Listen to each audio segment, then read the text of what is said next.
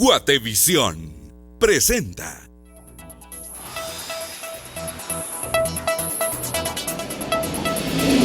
¿Qué tal, amigos? Buen día, bienvenidos a BLB Noticias. Qué gusto saludarlos. Arranca una nueva mañana, 17 grados la temperatura en este lunes 17 de abril del año 2017. Estamos con el número 17 esta mañana. Vero, buen día. Es el día. Buen día, Ricardo. Qué gusto poder saludarlos y bueno, unirnos a todo el grupo de guatemaltecos que regresa a sus labores esta semana y con toda la información. Bueno, con esta temperatura agradable, con calorcito, por supuesto, en este lunes, después de estas vacaciones de Semana Santa, y nosotros listos para informarles con lo que ocurre en Guatemala y el mundo. Nuestros titulares a continuación. Se la notifica y ella misma ordena el traslado hacia la ciudad de Capital. Bajo medidas de seguridad fue entregado a las 3 de la mañana en el cuartel de Matamoros. Javier Duarte, exgobernador de Veracruz, indicado de varios delitos en México, fue capturado en Panajachel y guarda prisión en Matamoros a la espera de su extradición. Caso La Línea cumple 2 años de ser investigado y sacado a la luz pública por la CICIG y el Ministerio Público. México anuncia el envío de 2 helicópteros a Guatemala para contribuir al combate de incendios forestales en Petén.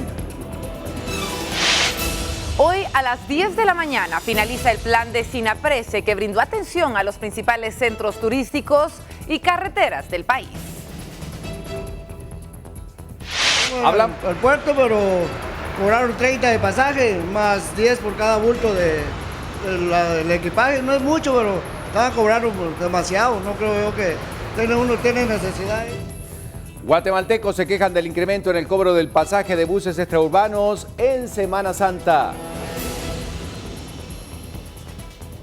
En noticias del mundo, vicepresidente de Estados Unidos califica como una nueva provocación la fallida prueba de misil realizada por Corea del Norte.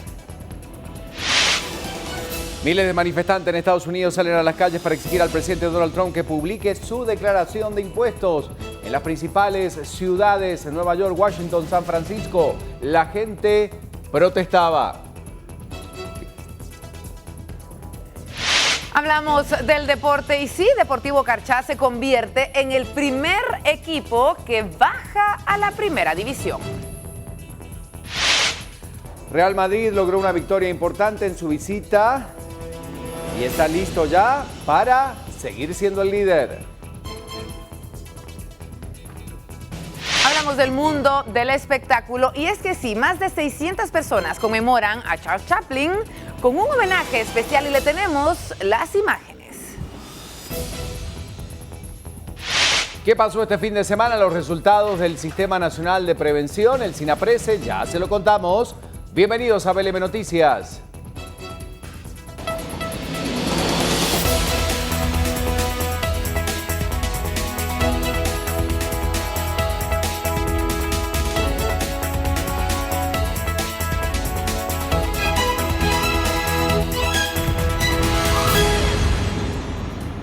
Amanece en nuestra ciudad, 17 grados la temperatura actual, bastante despejado el cielo, aunque hablan de probabilidades de lluvia para el resto del día. Características que nos han acompañado en estos últimos días, en las últimas jornadas, específicamente en la costa sur. Muy buen día, Guatemala. Hemos llegado a este lunes y a usted que está, reiniciando labores, usted que ya se dirige a llevar a sus hijos al colegio. Recordemos que hoy inician nuevamente clases. Bueno, tenemos información importante para todos ustedes. Bueno, y comenzamos con el repaso informativo. Obviamente una de las noticias que ocupaba la portada de todos los matutinos mexicanos este domingo, porque se trata de uno de los personajes más buscados por la justicia de ese país. Hablamos del exgobernador de Veracruz, Javier Duarte, prófugo que seguían las autoridades de seguridad mexicana y que fue detenido en un hotel de Panajachel en Sololá, en estas famosas torres que se encuentran a la orilla del lago. Según la Policía Nacional Civil, la captura se realizó mediante Interpol Guatemala. Duarte es requerido por los delitos de crimen organizado y operaciones de recursos de procedencia ilícita. Según autoridades mexicanas, en los próximos días se solicitará formalmente su extradición. Cabe señalar que Duarte fue puesto a disposición del Juzgado de Paz de Panajachel, donde fue remitido a la cárcel Matamoros. Allí está guardando prisión provisional hasta que se pueda ya solucionar su situación de extradición. Tenemos que recordar que Javier Duarte gobernó el estado de Veracruz entre el 2010 y el 2016 por el Partido Revolucionario Institucional, hablamos del PRI, del cual fue desafiliado el año pasado. Es acusado por enriquecimiento ilícito, malversación de fondos públicos, entre otros delitos. Bueno, le contamos que medios internacionales señalan que las autoridades mexicanas buscaban al exgobernador desde octubre por supuestamente desfalcar las arcas de Veracruz. Además, pretendían detener a otras personas acusadas de crear empresas fantasmas relacionadas con el ahora capturado. Le decimos que 60 días tiene México para presentar la solicitud formal de extradición que deberá ser conocida por el Tribunal Quinto de Sentencia Penal. Exgobernador de Veracruz se habría escondido en Guatemala desde el pasado mes de noviembre, de acuerdo a los reportes.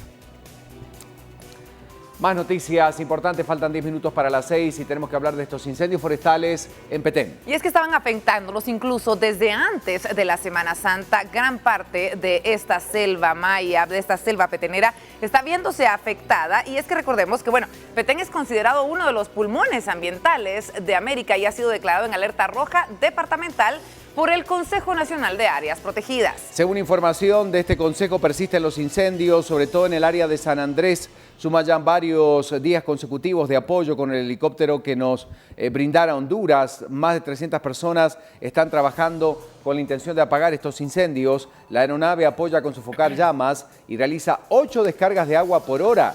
Cada descarga requiere 600 galones durante 8 horas al día aproximadamente. Se estima en un aproximado que 350 personas de la Brigada Militar, agentes de la División de Protección de la Naturaleza, también personal de la Policía Nacional Civil, guardarrecursos, el Sistema Nacional de Prevención y Control de Incendios Forestales, están todos ellos trabajando en la labor de apagar incendios junto con la sociedad civil, que también se ha unido a estos esfuerzos. El presidente Morales sobrevoló en helicóptero las regiones dañadas por los siniestros para verificar las acciones de las instituciones que allí están trabajando y de acuerdo con la Conred, este es considerado el más grande de los 7 incendios activos que se han producido en la región petenera y ahí estamos viendo las imágenes justamente. Para que usted, bueno, tome un poco de consideración de lo que está sucediendo en Petén desde hace ya varias semanas.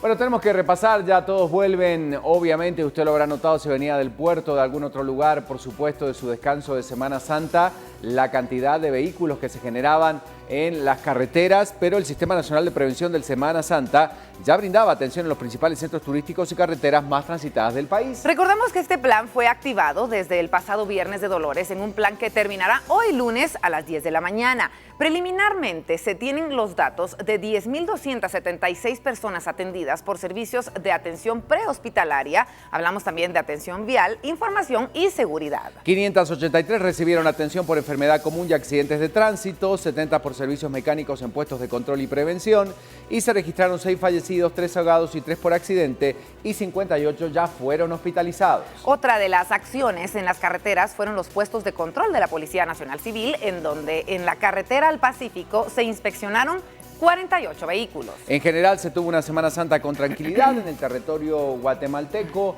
una gran cantidad de heridos, 13 personas que perdieron la vida. En instantes vamos a tener el resumen de esto y Dalia Santos en instantes también nos va a comentar qué pasa con el tránsito. Pero la pregunta del día está vinculada justamente a lo que pasaba en estos últimos días. Y le damos los buenos días entonces a Pedro Chandiano para que pueda decirle a usted cómo puede comunicarse a través de nuestras redes sociales. Pedro, buen día.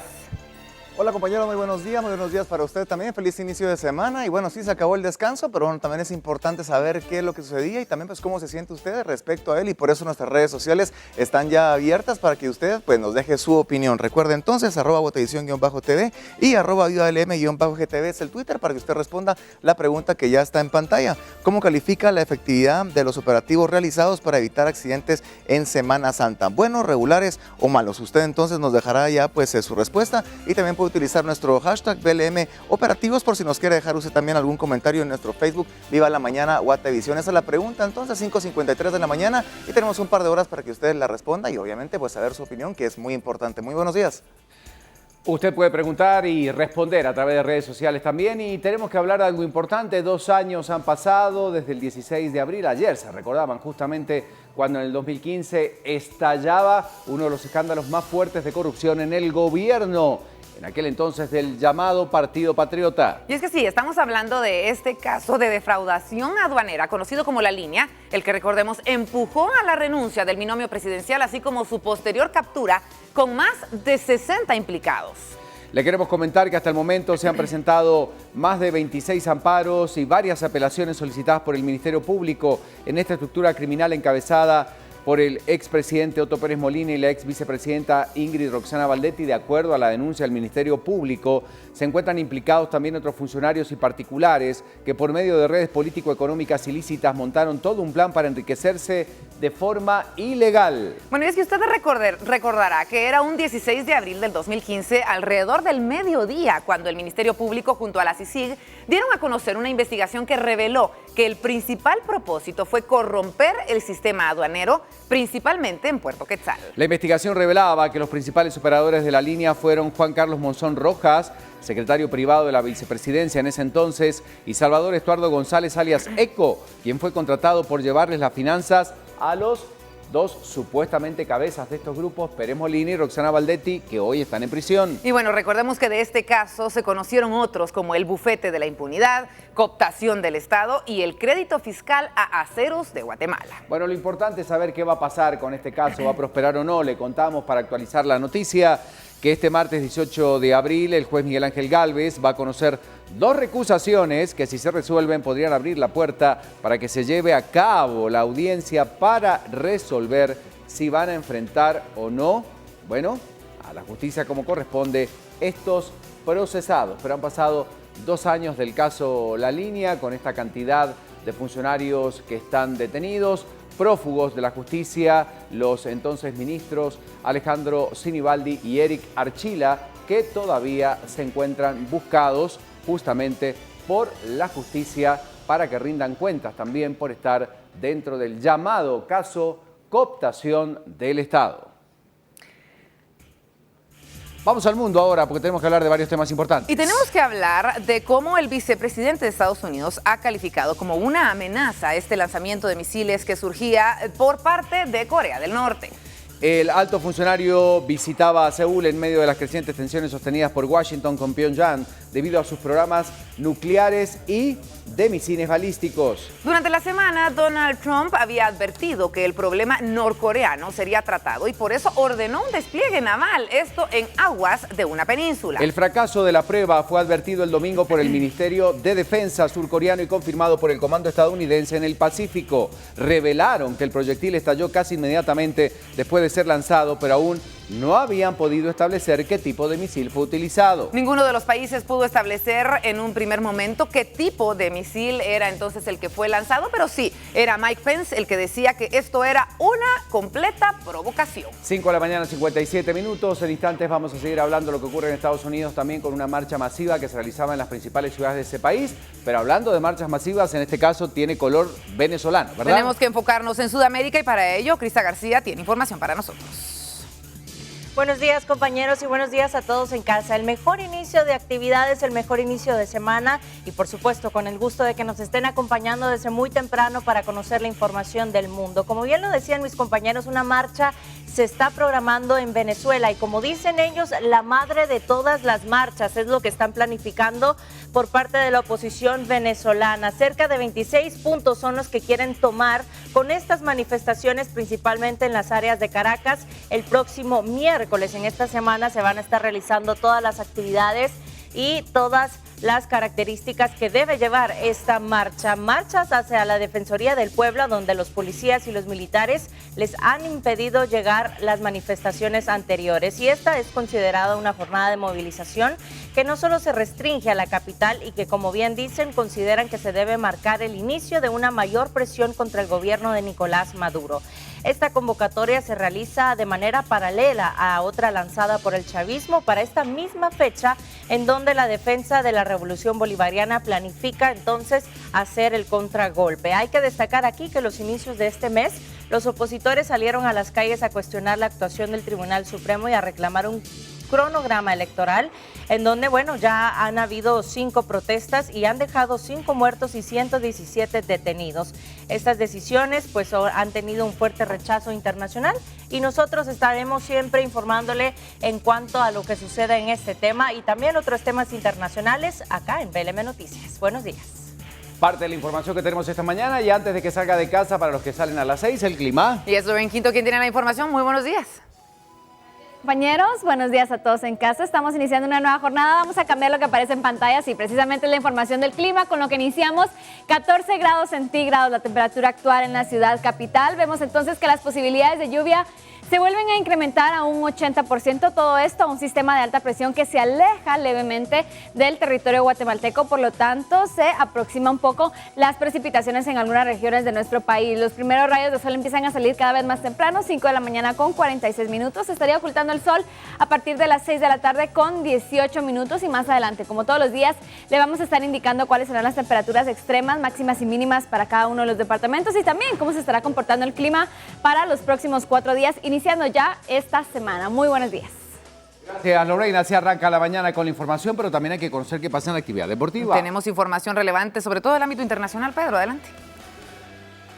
Así es, compañeros, hoy platicamos un poco sobre el fútbol nacional, también de la Fórmula 1, pero bueno, un lamentable fin de semana para el fútbol latinoamericano y bueno, que ya con las imágenes en pantallas para que conozca usted sobre el futbolista panameño que fue asesinado a balazos en una de las calles de Panamá. Bueno, pues Amílcar Enríquez pues formaba parte de la selección panameña, la cual pues está disputando boleto al Mundial 2018, bueno, y el sábado pues junto a 2 personas más fue abatido a balazos y a los medios locales pues confirman de la captura de 3 menores de edad y un hombre de 19 años que son pues los supuestos criminales que llevaron entonces a esta tragedia. Aparte, pues bueno, nos vamos a Argentina, donde fue en el clásico cordobés del partido de Belgrano y Talleres, pues en el estadio Mario Alberto Kempes los aficionados lanzaron desde la tribuna, usted ve pues la fotografía, lanzaron de la tribuna a uno de los fanáticos, donde este pues se cae en el graderío y pues tiene pues varias fracturas y de hecho su estado es muy delicado. Los doctores dicen que está en estado terminal y bueno, pues el padre ya daba las diferentes declaraciones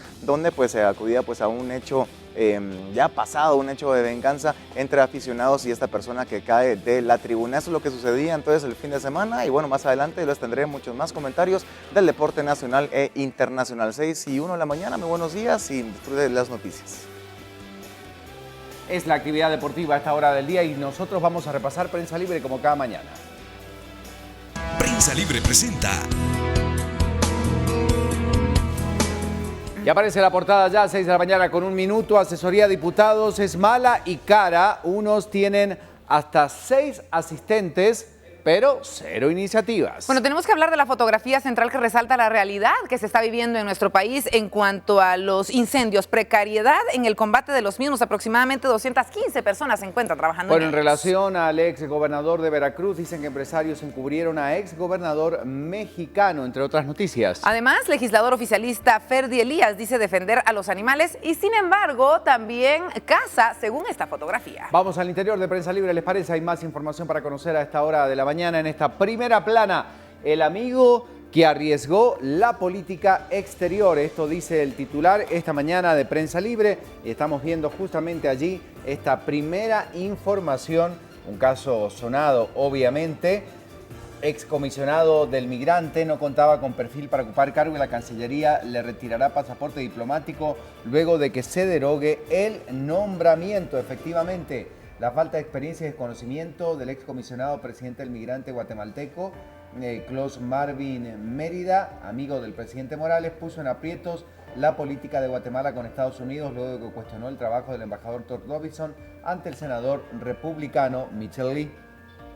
Más noticias para compartir con todos ustedes. Tenemos información de lo que sucede en actualidad y tenemos esta noticia. Hogar Seguro evidencia que no hay Estado en este país. Es la información que se tiene a esta hora de la mañana en torno a lo que vivíamos hace más de un mes, esta tragedia que dejó la muerte de más de 40 menores de edad. Efectivamente, uno de los primeros procuradores de los derechos humanos, Jorge Mario Laguardia, opina que un 5% de la población domina el resto. Mientras tanto, en otras noticias a esta hora de la mañana, otra información importante que tenemos allí en pantalla y tiene que ver con este informe que ratifica razones para cierre de hogar.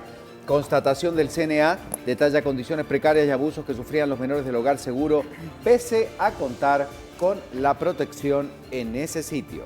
Ahí tenemos información entonces esta mañana y ahora nos vamos a ir rápidamente con algunos temas internacionales también en portada. Vamos contigo, Crista. Ya es parte de nuestro recorrido internacional. Vamos hasta México a continuación a conocer lo que dice la jornada en esta mañana de lunes. ¿Cuál es la información que circula? Y allí la tiene usted en su pantalla. PGR, desde hace 6 meses hablan de las pistas sobre Duarte en nuestro país. Los viajes de familiares que permitieron ubicarlo se movía con apoyo de aerolíneas privadas y afirma también su abogado que el exmandatario está dispuesto a aceptar la extradición. Aseguran de parte de PAN, Morena, PRD y MC que la aprehensión tiene tintes electorales. Más de 50 denuncias contra este exgobernador, 30,000 millones de dólares son la cantidad de los desfalcos que se han cometido en este tema. Y también destacan de la pobreza en estados donde habrán comicios. Allí tiene usted la portada. Más adelante destacamos otros diarios del mundo. Muchas gracias, Crista. 6:05. Tenemos noticias de última hora que queremos compartir con todos ustedes, hablando de un incendio que se suscitaba en la zona 10.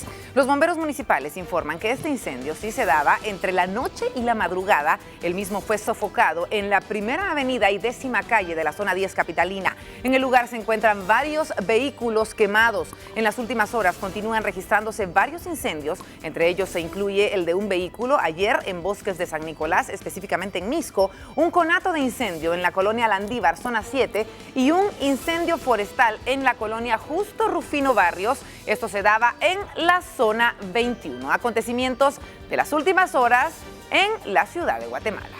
Y a esta hora del día nos vamos a la calle. Julio León empieza con el reporte. Así van las noticias este lunes 17. Buenos días, Julio. Muy buenos días, claro que sí. Buenos días, Ricardo, Verónica, toda la gente linda que amanece junto a Vida a la mañana. Hoy, día de reactivación en cuanto 23 Avenida de la Calzada Roosevelt, un punto de ingreso a la ciudad capital, desde donde muy temprano ya ciertos ciudadanos guatemaltecos están ocupando las vías. Ahora bien, según información de parte de la Policía Municipal de Tránsito, se espera que hasta mañana sea la reactivación completísima, es decir, ya todos los usuarios, más que todos centros educativos y demás, sean parte ya del tránsito vehicular. Por ahora, esto es lo que tenemos. Como ustedes pueden ver, imágenes completamente en vivo a esta hora, que bueno, en realidad 6 y 7 de la mañana, y ya ha amanecido desde muy tempranito. Eso es algo sumamente bueno si hablamos de las entradas a la ciudad capital. ¿Por qué? No hay neblina, bueno, los cielos están completamente despejados. Algunos ingresos a la ciudad, pues bueno, sí tenemos que mencionar, están teniendo ciertas complicaciones. Tenemos que hablar del ingreso a través de la ruta al Pacífico, que bueno, ya nuestra compañera Dalia Santos nos ha estado informando al respecto y lo seguirá haciendo ahí en el estudio. Pero bueno, considerar la congestión que se hace en la cuesta de Villalobos, ya con algunos hechos de tránsito que han afectado este ingreso a la ciudad capital, pero que bueno, siempre la policía los mantiene regulados. Sin embargo, hay que tomarlos muy en cuenta. Ingreso a través de la ruta interamericana. Ya se habla, bueno, de una cola de vehículos a la altura del kilómetro 14 con un cierto congestionamiento. Recordemos que muchos guatemaltecos retornan hoy al centro de la ciudad capital. Esto porque, bueno, después de sus vacaciones deciden no hacerlo en día domingo, sino que hacerlo en lunes tempranito. Eso que, bueno, ¿qué es lo que significa para muchos de los que ya estamos acá desde hoy?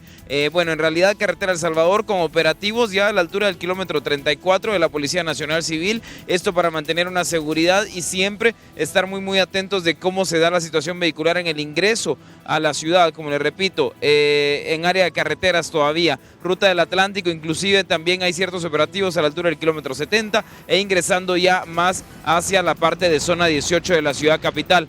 Por el momento tenemos que tomar mucho de eso en cuenta, ¿no? Toda la parte de, bueno, ingreso por ruta del Atlántico, kilómetro 8.5, ya con una cola de vehículos, Carretera El Salvador también a la altura del kilómetro, bueno, en este momento sería más que todo kilómetro 16, donde ya la compactación de vehículos se hace presente y termina, pues bueno, ya desde el kilómetro 21, donde ya los vehículos empiezan a formar parte de la ruta. En sí, es toda una reactivación, carriles reversibles, por lo tanto, están funcionando de manera normal, así que usted tome sus debidas precauciones y, por qué no, desearle una excelente mañana de lunes para arrancar con toda la energía posible esta nueva semana. Vamos de vuelta al estudio con ustedes, compañeros, y más adelante con información desde las calles.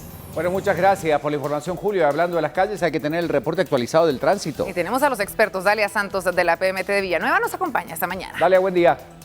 Gracias, Ricardo. Vero, muy buenos días. Un saludo a todos los televidentes de Viva la Mañana, que tengan buen inicio de semana. Y la Policía Municipal de Tránsito de Villanueva tiene una serie de novedades registradas esta mañana del lunes. Podemos observar en este momento el primer obstáculo en el ascenso de la Villalobos. Esta es la conexión con el sector sur de la ciudad capital y también con la calzada Raúl Aguilar Batres. Este tráiler obstruyó el paso sobre el carril derecho, ya ha sido movilizado, pero en su momento ha dejado secuelas en el tránsito vehicular, ya que la PMT de Villanueva reporta tránsito lento en ese sector. Es importante tomar en cuenta que fue necesario coordinar una grúa para movilizarlo y también se reporta una colisión vehicular en el kilómetro 17.5 también de la ruta al Pacífico, donde la PMT Villanueva ha reportado que ha sido también necesario coordinar una grúa para movilizar uno de los vehículos involucrados en este hecho de tránsito. En este momento observamos el panorama para las personas que vienen del área de Boulevard El Frutal, de la zona 5 de Villanueva hacia la zona 12 o salida del SEGMA. Vemos que aún mantiene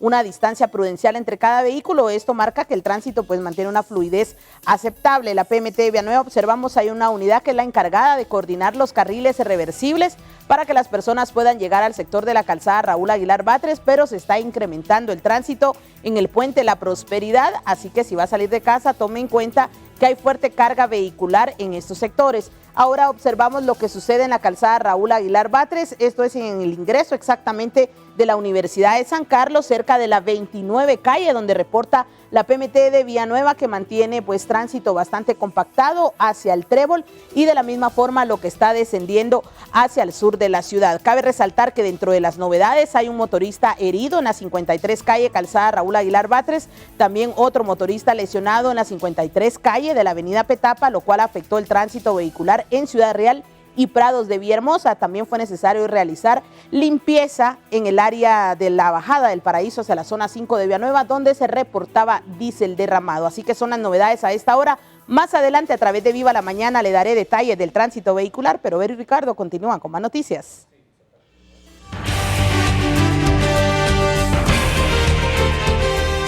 Y comenzamos con el repaso informativo. El exgobernador de Veracruz en México, Javier Duarte, reclamado por la justicia de ese país por diversos delitos, fue capturado el fin de semana en el municipio de Panajachel, en el departamento de Sololá. Duarte, recordemos, era prófugo desde octubre pasado y estaba buscado por estar presuntamente involucrado en delitos de enriquecimiento ilícito y delincuencia organizada.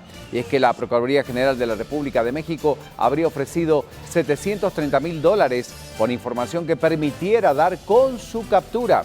El exfuncionario fue aprehendido por la Interpol de Guatemala en un hotel de Atitlán, Sololá. La detención del exgobernador mexicano Javier Duarte de Ochoa, de 43 años, se registró en Panajachel, a donde había llegado 48 horas antes. Estaba hospedado en el apartamento 505, bajo el nombre de Alejandro. Investigaciones en México vinculan a Duarte de Ochoa con contratos a empresas fantasmas y el uso de prestanombres para transferir recursos públicos. La Procuraduría General de la República de México encamina la investigación contra el exgobernador por delincuencia organizada. El detenido había contratado el apartamento de lujo en el hotel de Panajachel, pero fueron sus hijos de 14, 10 y 4 años que viajaron a Guatemala, la pista final para dar con su paradero. El personaje salió a comprar licor y cuando iba por uno de los pasillos del hotel fue descubierto por las autoridades, informó el subdirector general de investigación criminal de la Policía Nacional Civil, Jorge Rocha. Intentamos ingresar al apartamento que había alquilado, pero los guardias de seguridad afirmaron que tenían órdenes de restringir el ingreso de periodistas. Tras la captura cerca de las 9 de la noche fue trasladado a la sede de la División de Seguridad Turística de la Policía Nacional Civil y luego al Juzgado de Paz Local, donde fue atendido por el secretario Gabriel Curulén. A eso de las 11:30 de la noche fue trasladado a la capital. Bueno, y tenemos que seguir hablando de este caso, sí, del exgobernador de Veracruz que está guardando prisión provisional en el cuartel militar Matamoros por decisión de la jueza de Panajachel y en este lugar podría permanecer hasta su extradición. Él mismo fue trasladado en horas de la madrugada de este domingo de resurrección a esta cárcel y tenemos detalles de lo que ha vivido en las últimas horas. Bajo un fuerte dispositivo policial, Javier Duarte fue trasladado desde Sololá al cuartel militar Matamoros en la ciudad capital. En esta prisión esperará la audiencia de primera declaración en el juzgado de primera instancia penal. Capturado con base a una orden de juez, a él se les indica de 2 delitos puntuales, de crimen organizado y operaciones de recursos de procedencia ilícita. Es la orden que fue girada por el juzgado de primera instancia penal de Guatemala. Fue puesto a disposición de la jueza de paz de Panajachel, por ser la jurisdicción más inmediata del organismo judicial en donde se ejecuta la captura. La jueza lo escucha la orden de aprehensión, se la notifica y ella misma ordena el traslado hacia la ciudad de capital. Bajo medidas de seguridad fue entregado a las 3 de la mañana en el cuartel de Matamoros. Según información del sistema penitenciario, Duarte está en el área para hombres, en una celda individual, además tiene vigilancia las 24 horas. En esta prisión adecuada para reos vulnerables están recluidas 26 personas más, entre ellas narcotraficantes. Y también sirvió por un mes como prisión para el hermano e hijo del presidente Jimmy Morales. Bueno, y luego de su captura, el exgobernador de Veracruz debe esperar que las autoridades mexicanas envíen en un plazo no menor a los 60 días la solicitud de su extradición. Y con ello se va a esperar que el ahora capturado pueda regresar a su país de origen y enfrentar finalmente a la justicia mexicana. En una audiencia en el juzgado de primera instancia penal, Javier Duarte, exgobernador mexicano, será informado que se inició un proceso para su extradición hacia México. La orden de captura que las autoridades policiales de Guatemala han hecho cumplir es con fines de extradición.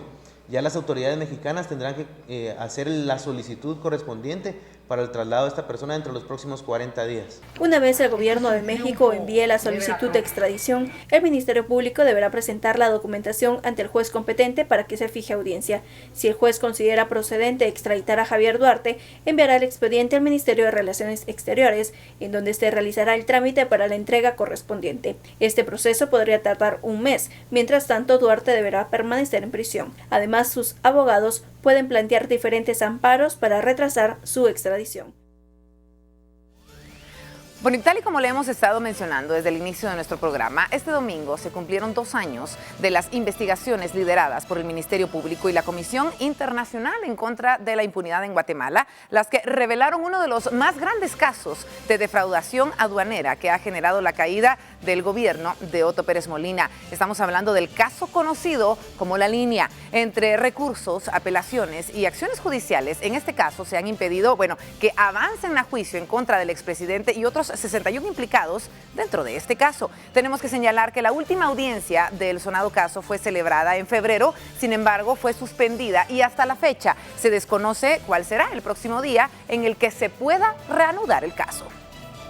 24 meses han pasado desde que La Línea fue descontinuada por el Ministerio Público y la CICIG. Hay en una organización jerarquizada que hay un nivel alto que es externo a la SAD, una estructura externa superior que es la que lidera la organización criminal. Todo inició con la captura del entonces jefe de la SAT, Omar Franco, del extitular de esa institución, Carlos Muñoz, y de otras 19 personas, todos acusados de ofrecer y facilitar la evasión del pago real de los impuestos en las aduanas. La estructura alcanzaba al brazo derecho de la ex vicepresidenta Roxana Valdetti al señalar a Juan Carlos Monzón, secretario privado de la vicepresidencia, como uno de los líderes de La Línea. En ese momento, Monzón era declarado prófugo de la justicia. La última en verlo fue Roxana Valdetti, ya que ambos viajaron juntos a Corea del Sur, donde Valdetti recibió un doctorado honoris causa. Luego de eso, el paradero de Monzón fue incierto, tras la sospecha de que un grupo de importadores estaban involucrados en acciones de contrabando, quienes tenían contacto con una red de tramitadores aduaneros para evadir al fisco. Para ello, la red proporcionaba a los importadores un número telefónico conocido como La Línea, la cual, según interceptaciones telefónicas, determinaron el funcionamiento de la estructura. Las investigaciones revelaron que una estructura externa instruían a lo interno de la SAT para cumplir los objetivos de la organización y colocaba a funcionarios en lugares estratégicos de las aduanas. Este fue el principio de una crisis gubernamental para el gobierno de Otto Pérez Molina. Un escándalo que desembocó en la renuncia de Roxana Valdetti como vicepresidenta el 8 de mayo de ese año y el detonante que despertó la indignación ciudadana. Entre abril y mayo de septiembre de ese año, los guatemaltecos acudieron durante 20 sábados consecutivos a la Plaza de la Constitución a manifestar para exigir la dimisión de Otto Pérez Molina, lo que finalmente se dio el 2 de septiembre. Las demandas clamaban por justicia y reformas a las leyes del sistema político. Esta fue la advertencia de la llegada de un tsunami meses después que acabó con la caída del gobierno del Partido Patriota en su fallido plan por cooptar el Estado. De ese caso se desprendieron otras investigaciones como el bufete de la impunidad, la cooperacha y cooptación del Estado, alcanzando a exfuncionarios políticos y empresarios. A la fecha, el proceso judicial se mantiene entrampado por una serie de acciones legales interpuestas por los acusados, lo que ha impedido que se desarrolle la audiencia en la que se definirá si los 62 indicados irán a juicio o no. El próximo 18 de abril, el juez Miguel Ángel Gálvez conocerá 2 recusaciones interpuestas por Otto Pérez Molina. Este es uno de los casos más grandes de corrupción y defraudación aduanera dirigidos por los máximos gobernantes del país. La pregunta hoy es, ¿qué cambió en el Estado y en la sociedad guatemalteca a partir de esta fecha? Y claro, han pasado 2 años y todavía hay necesidad por parte de la ciudadanía de conocer resoluciones más concretas. Obviamente, con todos los argumentos legales que se han presentado, se va dilatando el caso, pero todavía siguen los que están implicados ligados a proceso, nada más. Entonces queremos saber cuáles son las reacciones, repercusiones y lo que puede llegar a ocurrir. Mañana es un día clave justamente también dentro de este caso. Renzo, buen día. 2 años han pasado de una de las denuncias que destapara lo que después fue derivando en otros casos también muy sonados dentro del país. Te escuchamos, buen día. Muy buenos días. Bueno, este caso, como ustedes lo han planteado muy bien en la introducción, cimbró por un lado, en principio, el gobierno en aquel momento del Partido Patriota, que le costó, le pasó la factura al binomio presidencial, pero también creo que es importante subrayar que fue el detonante de posteriores casos y también el detonante de lo que fue el alto nivel que existe hasta el día de hoy, que yo creo que es como el gran valor fundamental de ese caso y los posteriores, de dejar de normalizar, dejar de ver que la impunidad y la corrupción como una de las prácticas fundamentales fueran cotidianas, fueran asumidas como algo totalmente normal y casi que tradicional. Creo yo que comenzar a darle vuelta, digamos, a ese botón y comenzar a ver que la corrupción evidentemente es una gran anomalía, una gran disfuncionalidad, y comenzar a ver dramáticamente cómo las instituciones, en aquel momento la SAT, era finalmente concebida como un espacio para un reducto para llevar a cabo un conjunto de acciones totalmente ilícitas. Creo que eso hizo entonces despertar las movilizaciones, la indignación. Como dije, le costó la factura a un gobierno, pero creo que son como los legados que indiscutiblemente son como lo sostenible, lo permanente a lo largo del tiempo, que por supuesto que hoy nos encontramos en una situación compleja, producto de más de 50 entre amparos y apelaciones que han presentado los sindicados que han hecho que el proceso esté en alguna medida un tanto o se percibe que esté estancado, pero eso no resta, digamos, el carácter jurídico, político, institucional de cómo el caso La Línea, después de estos 2 años, ha permitido una serie de cambios que hoy vemos. Creo yo que la ciudadanía también nos encontramos más preocupados por ese tipo de casos. Hemos también mejorado, digamos así, nuestra educación cívica. Hoy valoramos de mejor forma el sentido, la importancia que tienen las instituciones. Somos más cuidadosos respecto al tema de la corrupción, estamos más dispuestos a la denuncia ciudadana, a la denuncia social, y por supuesto que hemos dejado de normalizar la corrupción. Creo que esos son como elementos fundamentales que se han construido a lo largo de estos 2 años. Muchas gracias, Renzo, por tu lectura, y le recordamos a la gente que mañana el juez Miguel Ángel Gálvez va a conocer 2 recusaciones que, si se resuelven, podrían abrir la puerta para que se lleve a cabo la audiencia para saber si enfrentan o no debate los procesados. Hay otras noticias a esta hora. Así es, Ricardo, debemos enfocarnos en los incendios forestales que han consumido miles de hectáreas en bosques en Petén y que continúan hasta el momento. El gobierno de México anunció que enviará en las próximas horas 2 helicópteros a Guatemala para poder contribuir al combate de los incendios forestales que han afectado más de 100,000 hectáreas en bosques y pastizales en Petén. El epicentro de los incendios forestales es la biosfera maya en Petén. 7 incendios activos han arrasado con cientos de hectáreas de bosque en San Andrés, El Burral, Saclub, Laguna de Adrián, Laguna Larga, El Sacrificio, El Biotopo y Pashbam, todos en Petén. En El Burral, el área quemada abarcaba las 1.110 hectáreas de vegetación, informó el presidente Jimmy Morales tras sobrevolar el área hace 2 días. En la misión de apagar el fuego laboran unas 350 personas de la Brigada Militar, de la División de Protección de la Naturaleza, del Consejo Nacional de Áreas Protegidas, del Sistema Nacional de Prevención y Control de Incendios Forestales y un helicóptero de Honduras. El presidente Morales delegó a la CONRED liderar las acciones para contrarrestar los incendios forestales y que el CIPECI forme parte del Sistema Nacional de la CONRED.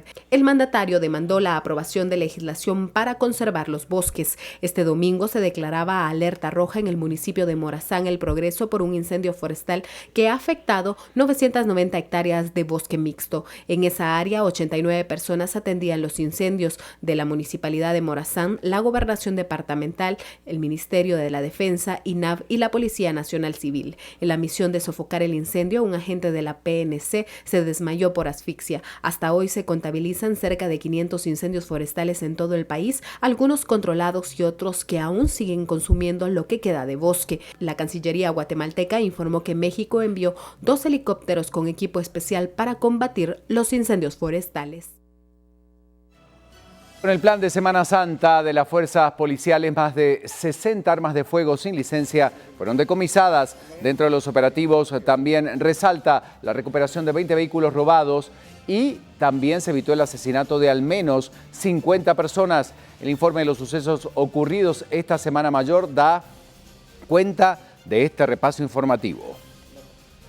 Durante la Semana Santa, 1.503 personas fueron detenidas involucradas en hechos armados, extorsiones y peleas en las calles. Las fuerzas de seguridad afirman que en su mayoría las detenciones se registraron en Ciudad Capital y Escuintla. Algunos de los detenidos, en su mayoría hombres, fueron capturados por peleas en estado de ebriedad. El Departamento de Tránsito de la PNC afirma que se redujo considerablemente los accidentes de tránsito. A tribunales fueron enviadas desde el miércoles santo por la tarde al viernes santo más de 30 pilotos por ebriedad.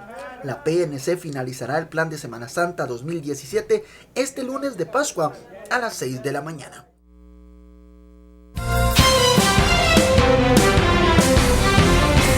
6 de la mañana con 26 minutos y si tenemos que seguir hablando de lo que sucede a nivel departamental, colocamos en pantalla entonces esta portada de Todo Noticias Ciudades que nos traslada a Prensa Libre. Escuintla, fuego, alarma a viajeros. Pasajeros de un autobús se alarmaron al ver cómo del frente de la unidad salían llamaradas cuando viajaban en el kilómetro 51 de la autopista Palín-Escuintla. Fue necesaria la intervención de socorristas para sofocar el fuego. Petén Tikal recibe más visitantes. Miles de personas aprovecharon el descanso de la Semana Santa para visitar los diferentes sitios turísticos de Petén. El Parque Nacional Tikal fue uno de los de mayor afluencia en la que se registraron, pues fue visitado por turistas locales, nacionales y extranjeros. Noticias de Reu y Saculeu también, que nos traslada a Prensa Libre.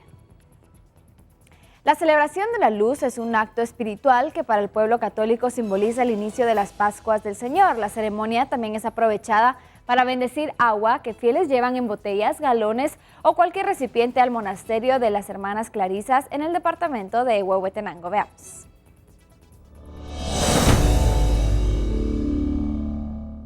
Una oración da pie al acto en el cual los miembros de la capilla Nuestra Señora de Guadalupe en la zona 8 de Huehuetenango elaboran una fogata. El párroco local enciende el cirio pascual previo a ser bendecido. Este da fuego a los fieles que con candelas, veladoras y cirios se unen en procesión para realizar esta celebración que cada año une a las familias y busca ser un ícono de espiritualidad. Su mensaje es justamente prepararse para la resurrección en el reencuentro bautismal. Fuimos creados a su imagen y semejanza. ¿Y por qué? ¿Por qué ahora nos andamos matando los unos a los otros? Si Él vino para salvarnos, Él vino para darnos vida y vida en abundancia. Este es el único acto público en el cual se hace la bendición de agua. se extiende en varias capillas de la diócesis de Huehuetenango. La celebración de la luz es una actividad solemne y significativa en la vida de los católicos. Simboliza el compromiso de trabajar por un mejor departamento, que en este caso es afectado por la destrucción del hombre. Y las plantas son imagen de Dios.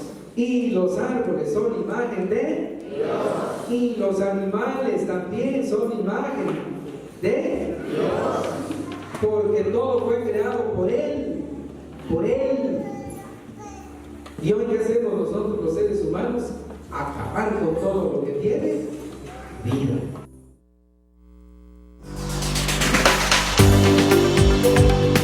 Tenemos que seguir este recorrido por los departamentos. 6 de la mañana con 29 minutos y los hemos acompañado del contenido que ustedes nos envían y los invitamos también a que nos envíen lo que usted vivía en la Semana Santa. Por ejemplo, Francis Castellanos nos envía una fotografía del templo de Santiago Atitlán. Este departamento siempre se mantiene presente, entonces dentro de nuestro segmento lo invitamos a que usted haga lo mismo, enviándonos sus fotografías de amaneceres, atardeceres, paisajes. ¿Cómo vivía usted esta Semana Santa o qué actividades realizaba usted? Envíelo al correo hoy celebramos@gmail.com. Nosotros estaremos compartiéndola con toda Guatemala. 6 de la mañana, 30 minutos. Continuamos con más información. Son las noticias a esta hora y hacemos el primer corte, pero tenemos mucha más información al regresar. Quédese con nosotros, hablamos del mundo y muchos otros temas de nuestro país. Al volver, otros temas importantes. Cuando regresemos, más noticias. Estados Unidos considera provocación fallida la prueba del misil norcoreana. ¿Cuáles son las consecuencias y las repercusiones? Se lo contamos en instantes. Y nos quedamos en este país del norte. Miles de manifestantes salen a las calles en Estados Unidos para exigir declaración de impuestos del presidente Donald Trump.